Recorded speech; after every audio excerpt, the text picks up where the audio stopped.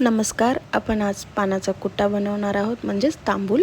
त्याच्यासाठी मी पानं कट करून घेतलेले आहेत आणि मी देठासहित पानं कट करत आहे, कारण का देठामध्ये पौष्टिक राहतो. देठ पौष्टिक राहते.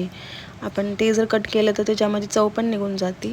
आणि ते मी पानपुड्यामधलं सोप टाकत आहे आणि हे सगळं मी मिक्सरच्या पॉटमध्ये पानं टाकून त्याच्यामध्ये सोप, लवंग, विलायची आपल्या मनानुसार आपण टाकू शकतो. आमच्या इथं थोडंसं तिखट आवडतं म्हणून टाकले मी. आणि इथे मी चुन्ना टाकत आहे, कात पण टाकून घेतलेला आहे आणि साखर टाकत आहे. तुम्ही गुलकंद पण टाकू शकतो. धना डाळ टाकत आहे आणि आणखीन थोडीशी वरतून स्प्रिंकल करत आहे. हे बघा, असं मिक्सर म्हणून मी काढून घेतलेलं आहे पॉटमध्ये बघा.